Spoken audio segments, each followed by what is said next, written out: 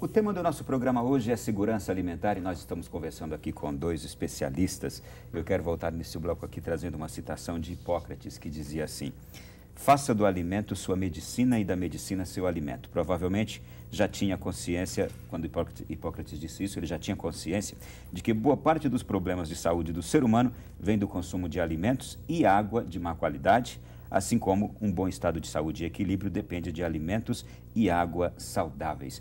Você citou logo no começo, aqui no segundo bloco, você citou a contaminação das nossas águas. O quanto e de que forma as águas podem ser e são contaminadas hoje por causa dessa questão de insegurança que a gente tem hoje, de insegurança na qualidade de vida? Olha, essa é uma questão que você precisa, para dar a resposta, digamos, positiva, no sentido da mensuração, você precisa das pesquisas. Você precisa fazer nos reservatórios, nos rios, etc. Você precisa fazer a constatação do teor de pureza das águas existentes em cada local. Principalmente nos locais que estão ligados ao grande abastecimento urbano.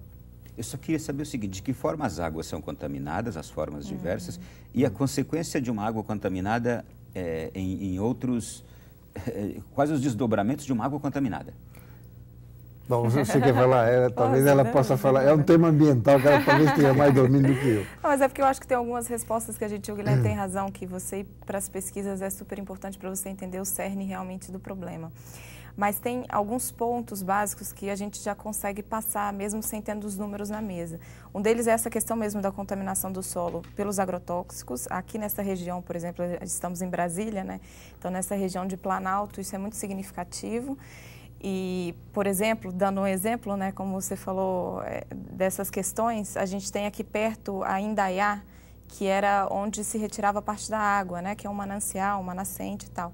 E já não se tira parte da água nessa nascente. Ainda é um local onde o público vai, cachoeiras e etc., mas não se usa mais essa água por conta da contaminação do solo aos arredores. Outra forma também é a questão do escoamento do esgoto. A gente tem 80% da população brasileira ainda não tem saneamento básico realmente decente. Então, em muitas cidades brasileiras, esse esgoto e o lixo, ele vai diretamente para os rios, para os lençóis freáticos, para os recursos hídricos, né? E isso contamina também, o lixo também contamina os lençóis freáticos. Então, são outros dois tipos que você pode colocar de contaminação das águas. Um outro ponto também é indústrias, às vezes, que clandestinamente jogam seus subprodutos químicos dentro, direto na água, contaminando, matando peixes, matando a biodiversidade do local. Então, assim, você tem esses diversos níveis e tipos de contaminação que podem ser feitos e que as pesquisas, elas mostram para a gente especificamente o nível de que isso vai atingir a nossa saúde. Então, assim, esse exemplo que eu dei, por exemplo, do Indaiá, aqui muito perto, a gente, daqui de Brasília, a gente se abastecia muito das águas Indaiá tiradas daquele ponto. Eles já tiveram que ir para outro ponto para conseguir abastecer, porque já não tem mais. Então, assim, já diretamente afeta o abastecimento em certo nível, mas a gente ainda tem muito recurso hídrico no país. O Brasil é o berço das águas, um dos berços mundiais das águas. Então, assim, a gente ainda tem recursos aonde recorrer. Mas se a gente continua nesse nível de tratamento que a gente tem com os nossos recursos naturais como um todo, a gente leva ao esgotamento. Isso também é preocupante, porque uma das guerras que se vislumbra no futuro é a guerra pela água. Pela água, né? E, sobretudo, essa água doce, essa água que a gente se abastece dela também. Realmente, eu gostaria de saber o seguinte, falando agora de segurança alimentar, de contaminação, o grave problema da contaminação dos alimentos que temos hoje, o grave maior, é de fato o agrotóxico? Sim. Sim, de contaminação, sim. Contaminação química é.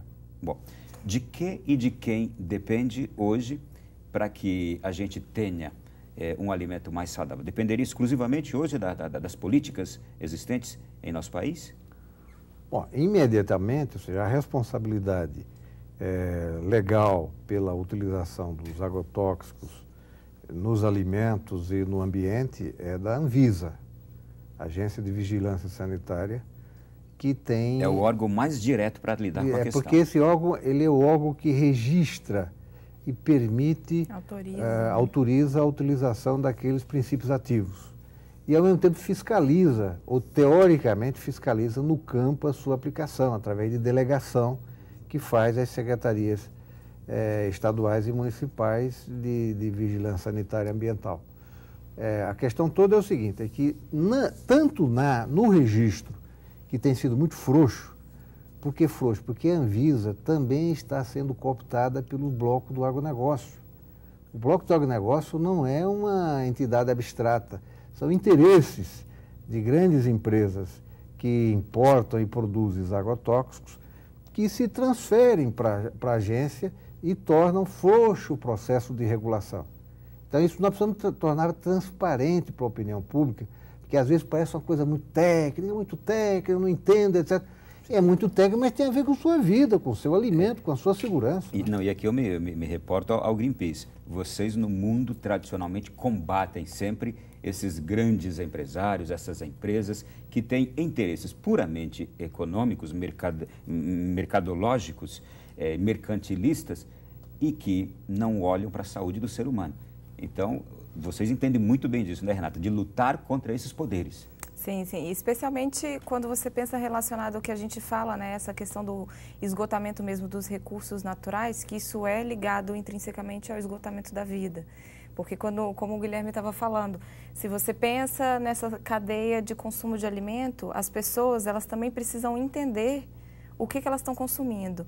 Então, no fundo, até a sua pergunta, né, como você colocou, quem seriam os responsáveis, o que poderia ser feito e tal. Então, se você tem esse lado do ente público, do poder público, de cuidar dessa autorização e tal, que precisa sim ser revisto e refeito, porque está sob grande influência desses grupos, como você mesmo colocou, mas você também tem o lado do consumidor que precisa começar a exigir mais, a entender um pouco melhor o que come, a não aceitar da forma que está sendo feita e colocada na sua mesa.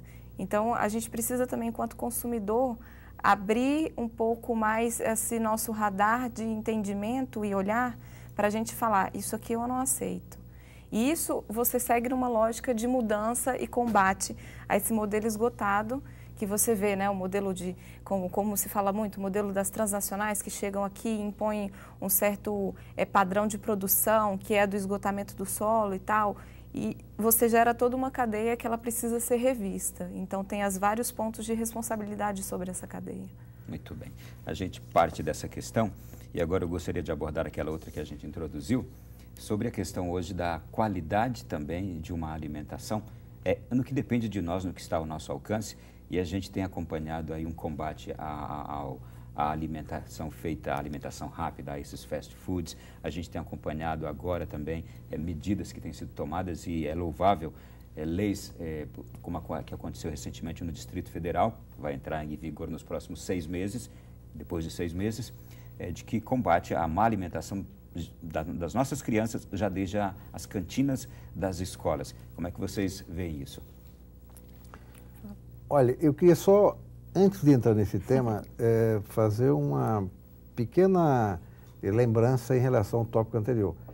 Os agrotóxicos agrícolas têm um papel negativo na alimentação, mas nós não precisamos esquecer de que a indústria alimentar, por um excessivo uso de conservantes, edulcorantes e todas as formas de, digamos assim, mutação alimentar, também tem sua culpa. E também depende do controle sanitário e ambiental da Anvisa esse tipo de padronização. Eu vou só dar um exemplo que eu era um consumidor assíduo de sardinhas e atum, etc., porque achava que aquilo era uma coisa muito prática, etc. Certo dia, comi uma sardinha e fiquei com uma dor de barriga muito grande. Aí eu digo, mas para que eu vou reclamar? Uma lata de sardinha é uma lata de sardinha. O que eu vou provar com base nessa provável alimento contaminado que veio de origem industrial? Porque, na realidade, os padrões de conservação e industrialização com excessiva utilização de elementos químicos também são uma fonte de risco à segurança alimentar que nós ficamos sem defesa. eu simplesmente, parei de comer tudo quanto é conservante industrial. Foi muito boa você ter essa questão à tona. Eu descobri recentemente também, e o médico disse para mim, eu não como mais aquela carne a vácuo, porque ela vem cheia de conservantes, formol, Exatamente. Falou, e isso pode levar, inclusive, a provocar câncer. Então, a gente também hoje, como você bem disse agora, eu não sei como me defender disso. Renata, a gente se sente refém, né? Se sente refém. O nível de conservante, de fato, nos produtos industrializados. Como é que a gente entende que uma carne pode se manter por um ano e depois de um ano você pega aquela belíssima picanha na sua casa e vai comer, mas ela vem de um ano de conservação debaixo de um formol. Não é? O que estamos comendo, né? Essa é a pergunta. Quem é que está controlando isso? O que está por trás dessa lógica? Isso é uma pergunta que eu me faço e muitas pessoas que eu conheço se fazem o tempo inteiro, assim, o que está acontecendo de fato, né, assim? Por que a gente está comendo essa comida que a gente sabe que isso vai causar câncer, né, como você colocou, que isso não vai fazer bem para a gente, que você não sabe a quem recorrer quando você passa mal, dependendo do tipo de alimento que é? Porque os órgãos públicos estão passivos diante disso, aceitando e dizendo que está tudo bem? Não, se eu for fazer uma reclamação numa delegacia de polícia, etc., mas qual é a prova que o senhor tem que foi a sardinha? Eu tenho que levar uma lata se eu conseguir provar que tem um terror. Ué, quem é que vai aferir aquilo? Eu fico totalmente refém, além de doente e refém. E ainda vão nos dizer que estão amparados pela lei. Agora, voltando ao ponto que você colocou da questão dessa nova lei, de você mudar o lanche das cantinas, isso, sobre o nosso ponto de vista, tem tudo a ver com segurança alimentar. Porque segurança alimentar, a gente fala segurança alimentar e nutricional. Então, quando você pensa nesse basto do nutricional, você precisa ter uma alimentação mais decente em termos de qualidade, né? Não só você ter um alimento para saciar a sua fome, mas você também ter as proteínas necessárias, as vitaminas necessárias. E as cantinas nas escolas, elas começam, é ali que começa a educação alimentar da criança. Então, se ela já é educada desde o início com coxinha, fritura, aquelas coisas gordurosas e tais, e ela nem tem acesso, porque a criança, diferente do adulto, as escolhas dela são limitadas por aquilo que é colocado para ela. A gente consegue pesquisar, ver, ir para outros horizontes e falar, isso aqui eu não quero, isso aqui eu quero. Agora, a criança, o poder de escolha dela é limitado, porque ela olha aquilo e aquilo é que está ali. Então, assim, numa cantina da escola, você vê aquele salgadinho gorduroso, é gostoso, né? Porque a gente precisa pontuar isso daí muito bem, porque é muito bom. É gostoso o salgadinho. A criança vai lá, come, o paladar dela vai se acostumando com aquilo.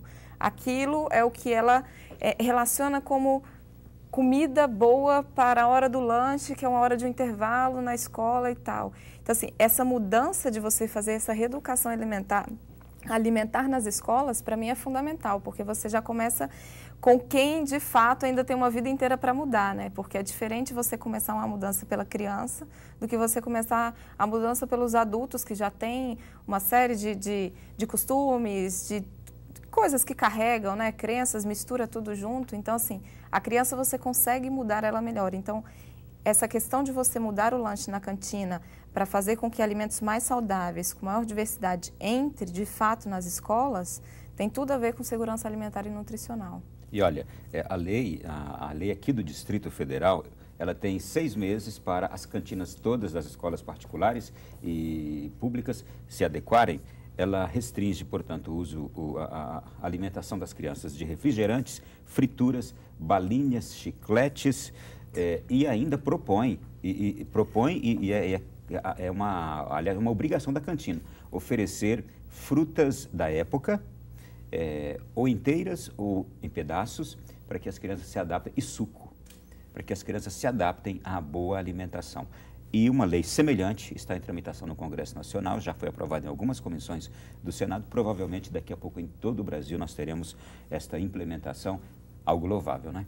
Sim, e já que você citou uma experiência positiva, que a gente faz a denúncia, mas nós sabemos também os caminhos certos nós temos uma experiência muito boa, que é do Programa de Aquisição de Alimentos da Agricultura Familiar, ligado às escolas e ligado às entidades assistenciais de idosos, de crianças, enfim, a vinculação entre a produção do alimento saudável e as populações, os grupos sociais carentes de segurança alimentar, foi providenciada por essa interação muito positiva que vem funcionando nessa linha.